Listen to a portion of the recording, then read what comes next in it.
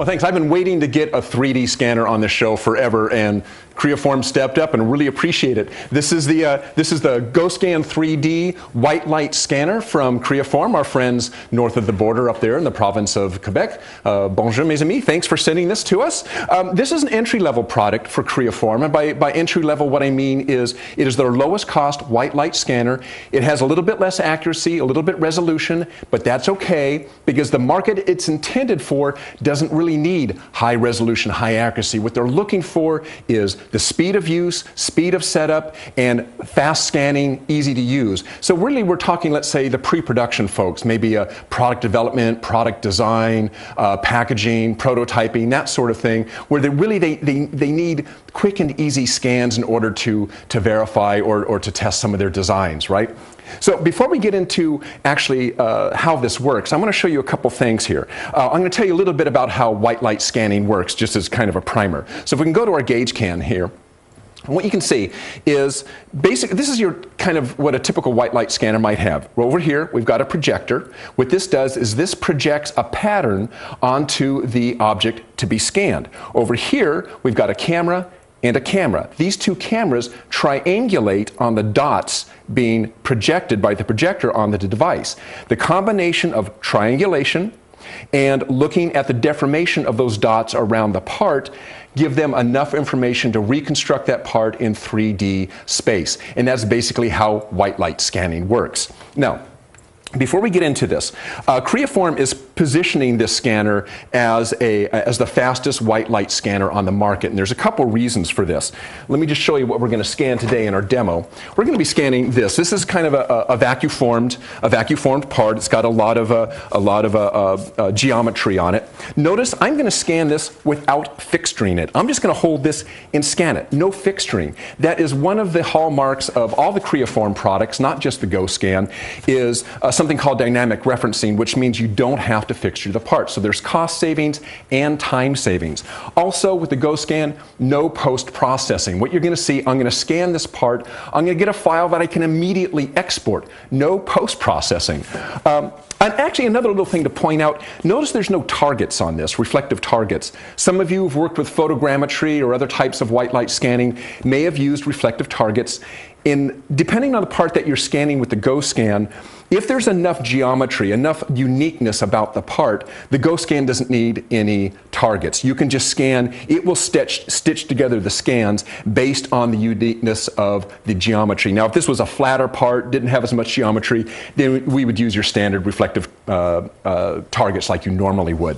So let's go ahead and set up for a scan here and see what this looks like. So if we go over to our software share here, just want to show you a couple things. I really only need to do two things. I need to select what kind of surface I'm going to scan. I have my choice of a uniform surface or a textured surface.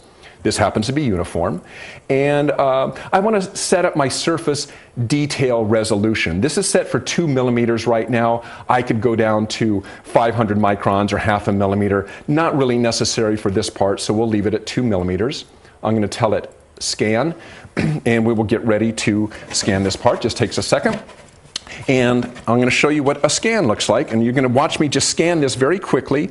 Here we go, and let me get scan. Sorry, I have a loose cable here. Let me get that back in. My bad. And we'll just start the scan again. There we go.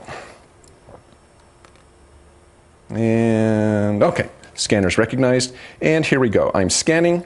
And notice how just very quickly I'm moving both the part and the scanner just to get a look at everything I need. I'm going to switch hands here, and we'll get the rest of this. And there we go. And we will scan the other part here. Get back in, and we will scan this side over here. Make sure I caught everything. And oops, looks like I missed a section up in the corner. I'll just come around, make sure I get all that. There we go. Some of the lights reflecting off these bright lights here, but that was it. The scan is done. That took me, what, maybe 45 seconds to scan that part. At this point, I'm actually done. I could say export this part. So in less than a minute, I've scanned this part. I can export it as an STL file right now, and I'd be done. But let's take a look at what we actually have here. So I'm going to zoom in a little bit. Let's rotate around. No holes. Oops, I'm sorry, there are holes. Okay, well actually that's good. That'll show me, let me show you something here. So suppose you're done scanning your part and you see you've missed an area. Obviously I missed the whole right side of this. I'm just going to go back into scan. And I'm going to pick up those areas that I missed. So here we go.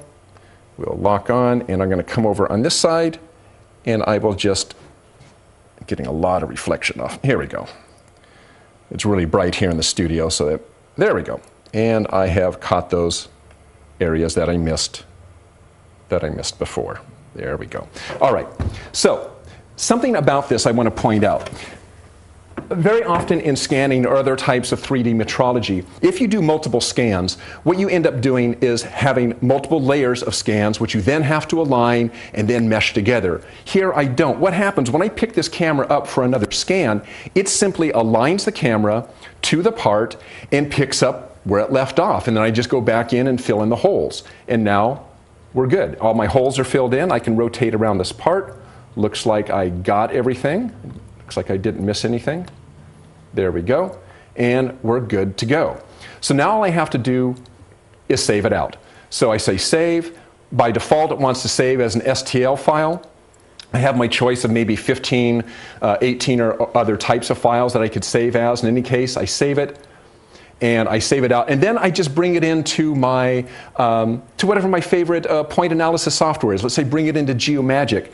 This software, VX Elements, really is data acquisition. It's really intended just to bring the points in and export them out. After that, you're going to bring it into whatever software you normally would do your analysis with. Now, I mentioned that this is an entry-level product. So the resolution, the accuracy on this is about 300 microns per meter. And they recommended object size of, let's say, under 3 meters, under 10 meters. That's kind of what this is designed for. Now, obviously, if you needed higher resolution, higher accuracy, you would go to a more expensive product. You would go to Creaform's, let's say, HandyScan or Metroscan. But this is priced much lower. Why pay for something if you're not going to need that accuracy?